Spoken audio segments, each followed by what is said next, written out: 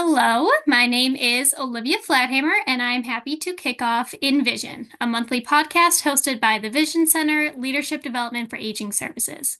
Vision Center partners with the universities, senior care and aging service providers, support associations, and business providers to advance the field of senior living leadership to students nationwide. I'm passionate about senior living leadership, and I'm excited to work with the Vision Center as an intern to further my knowledge in the field. I'm pursuing a bachelor's degree in healthcare administration from the University of Wisconsin-Eau Claire, along with a minor in gerontology. This podcast will provide regular inspiration and guidance to students interested in pursuing a career in senior living leadership, especially those working to become a licensed nursing home administrator or healthcare executive. Today, I have the pleasure of interviewing Ashley Tanner. Together, we will explore what it takes to navigate steps to become an administrator, so I will hand it off to her. Good afternoon, Olivia. Thank you so much for having me.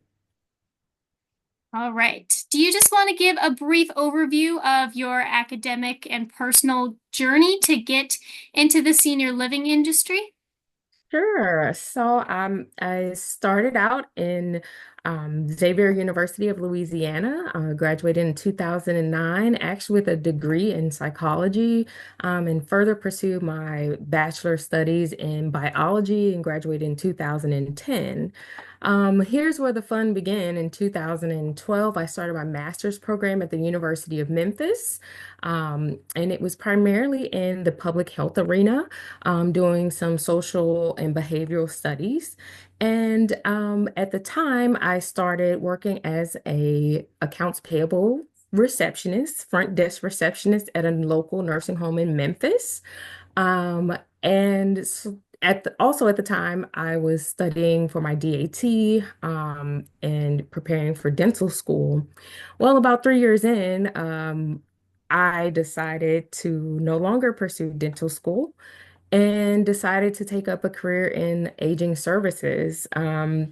Therefore, at the end of the third year, I was accepted through my university into a practicum program, which I was able to complete my AIT requirements and then was licensed in 2017. And there, since then, since 2012, I've worked my way through the ranks, from accounts payable to receptionist, human resources director, business office assistant, business office manager, and a plethora of other duties as assigned. And then I started as an assistant administrator, executive director, and so forth. And here I am, licensed in 4 states and continuing to love what I do. That's so awesome. Do you want to explain your current role in your organization? So currently, I am actually completing my doctorate of educational and leadership at the George Washington University here in Washington, D.C., excuse me. And that also spurned my growth from my aging services career, wanting to inspire young leaders, wanting to look at some of the barriers, and some of also the positive viewpoints of becoming an aging services practitioner. Right now, I'm seeking a new role in a facility or in some type of capacity to where I can also help precept and continue research and education for future administrators like yourself. And I can't tell you, without my background, I wouldn't have ever thought I would be pursuing my doctorate in health sciences to further the field of aging services. And so that's where I'm at currently, with what I'm doing right now. Awesome. Is there anything in specific that has stuck out to you throughout your career? Um, Things that have stuck with me throughout my career is definitely being an authentic servant leader.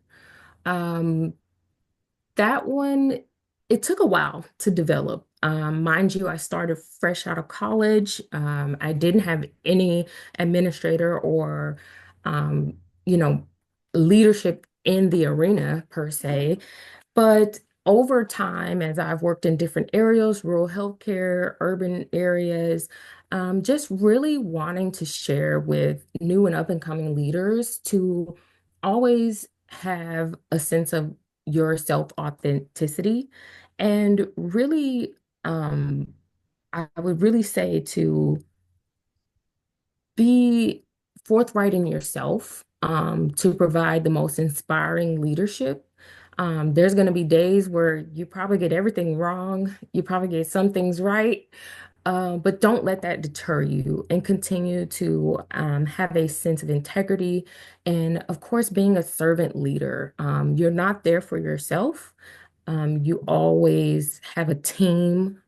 Yes, you may be the head of the ship per se, but your residents and your staff kind of guide the direction to where you go. And just remembering to bring those to the forefront, because we are in a time where people struggle with imposter syndrome, not feeling like they're able to do such a big job. I've had previous mentors tell me it's different when you sit in the chair. And it's true, it's very true. But don't let that deter you and use your knowledge, your skills, and your resources. That's your team, that's your regs, your community and your network to strengthen your servant leadership and authenticity in your role.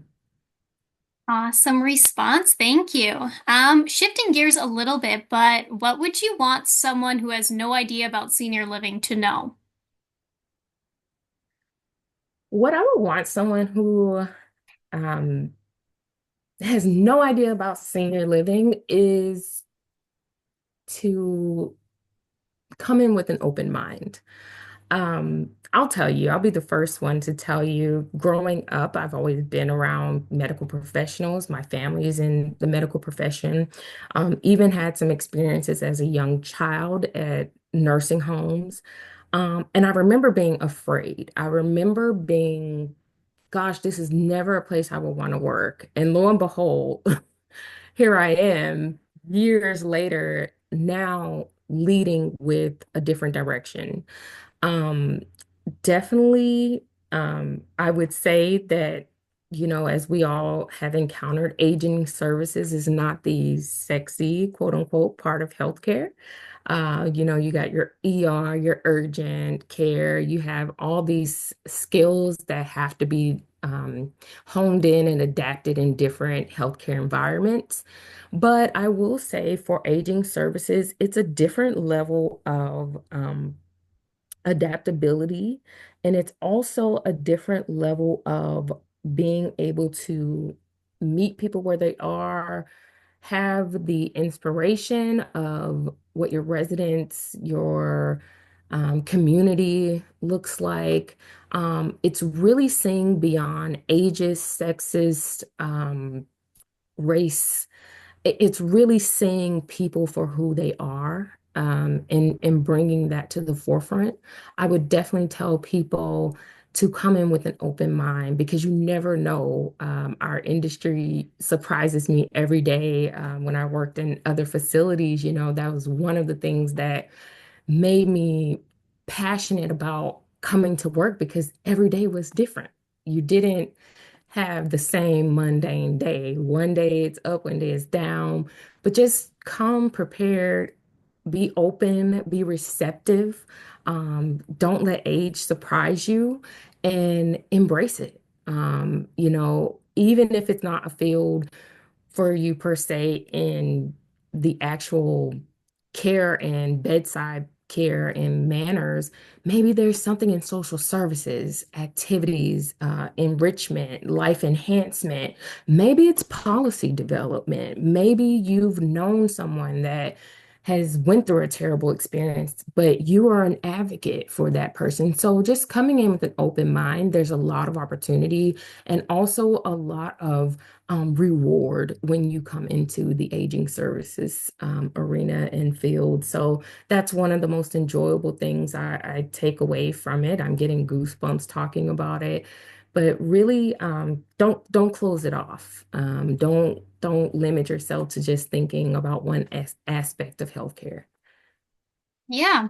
So, as a lot of people know, many people who are in aging services tend to find it throughout their career, but the Vision Center wants to work with getting students and college age people into senior living fields as a career early on. So, how do you think high school and college age people could be informed about senior living as a career? That's a very interesting question. Part of my doctoral dissertation was not just about minorities seeking these roles, but in general, how do we start the pipeline?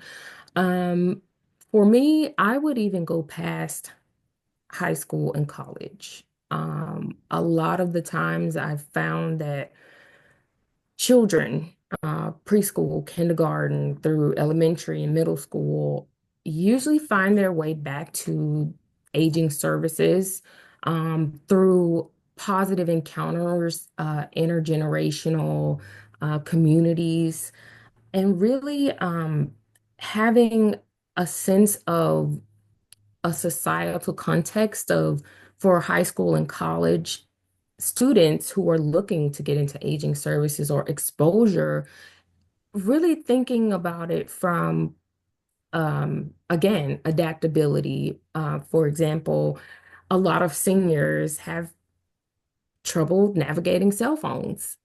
Today's culture, everyone has a phone, everyone has an app, everyone um, has something that they can bring to the table. And a lot of our aging services residents or consumers, they want to know more, they want to be engaged. And I think just really thinking outside of the box, if there is not a network or something that a job or an organization hasn't offered, ask. Also for organizations, be willing to expose people through volunteer service hours. A lot of juniors and seniors in high school, they need the volunteer hours. They need the credits for application.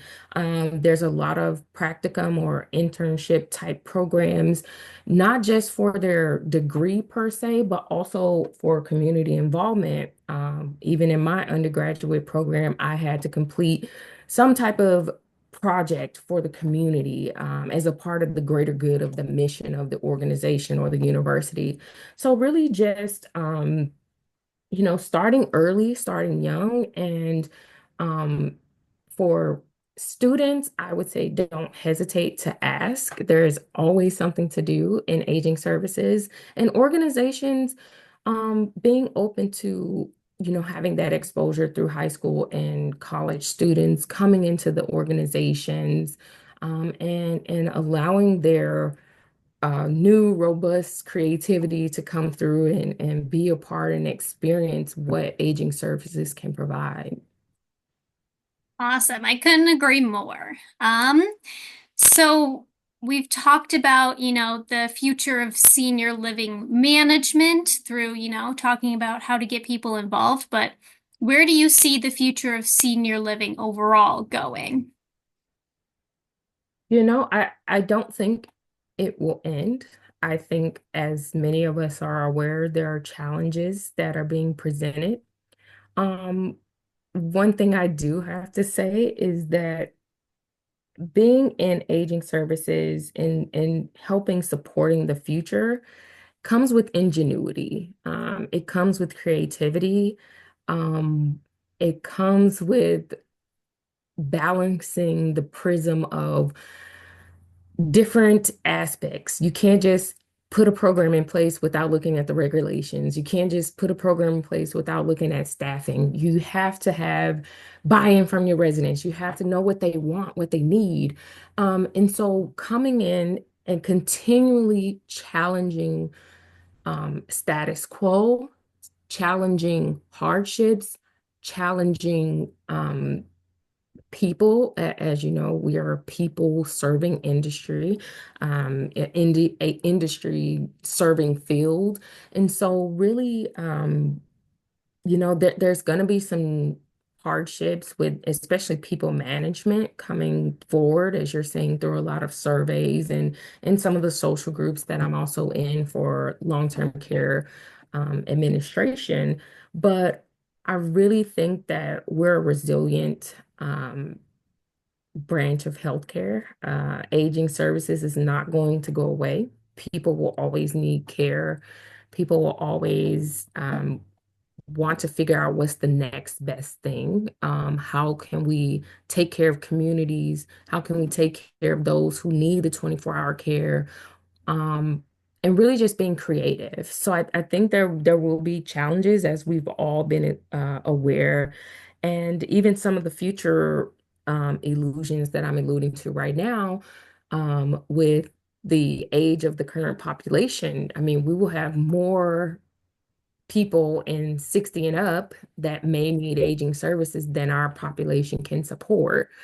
But I don't think we will be moving away from aging services. I think we'll continue to have really skilled and creative leaders, creative organizations to bring in diversity, bring in just real ingenuity. And so I see that moving the needle for aging services. I remember someone told me just the other day, convalescent home. And and it took me a second. I'm like, convalescent home. Like, I haven't heard that in so long, but it shows we've made progress and we will continue to make progress. We're not just a nursing home anymore. We're an aging community. We're continuing retirement community. We're a life plan community. So I see that trajectory continuing for aging services.